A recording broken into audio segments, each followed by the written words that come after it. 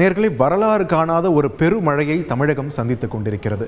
தென்காசி, தூத்துக்குடி, கன்னியாகுமரி மற்றும் திருநெல்வேலி இந்த 4 மாவட்டங்களிலையும் அதிகனமழை வெளுத்து வாங்கி கொண்டிருக்கிறது. இதனால அங்க மக்களுடைய வாழ்வு என்பது முழுமையாக முடங்கியிருக்கக்கூடிய சூழலையும் நாம் தொடர்ந்து செய்திகளில் பார்த்துட்டு தான் இருக்கோம். ஆனால் இந்த மாதிரியான ஒரு சூழல்களில் மிக கடினமான ஒரு சூழலை சந்திக்கிறது என்னவோ பயணிகள் தான்.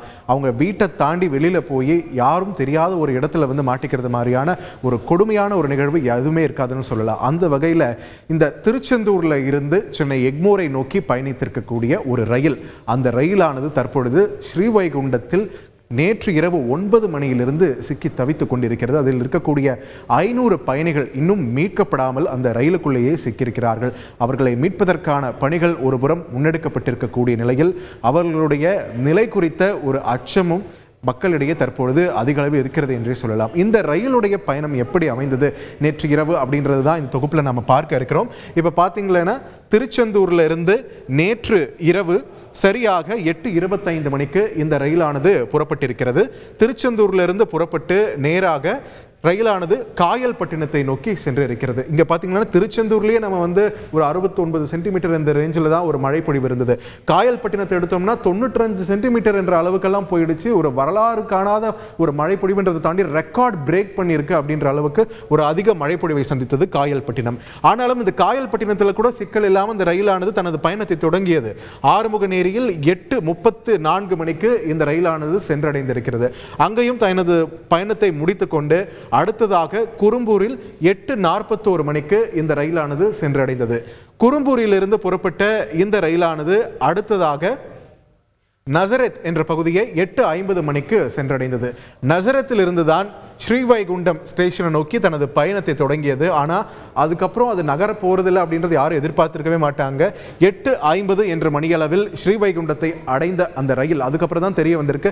அடுத்ததாக செய்துங்கநல்லூர் அப்படின்ற ஒரு ஸ்டேஷனுக்கு தான் அதோடைய பயணத்தை மேற்கொள்ள இருந்தது. ஆனால் என்ன ஆயிருக்குன்னு பார்த்தீங்கன்னா ஸ்ரீவைகுண்டத்திற்கும் செய்துங்கநல்லூருக்கும் இடைப்பட்ட இடத்துல அந்த ரயில்வே தண்டவாளம் அமைந்திருக்கக்கூடிய பகுதிகளில் மண் அரிப்பானது ஏற்பட்டு அந்த தண்டவாளமானது அந்தரத்தில் தொங்கக்கூடிய காட்சிகளை நம்ம செய்திகளில் கூட பார்த்திருப்போம். அந்த மாதிரியான ஒரு அச்சம் மிகுந்த ஒரு சூழல் அங்கு நிலவி கொண்டிருக்கிறது.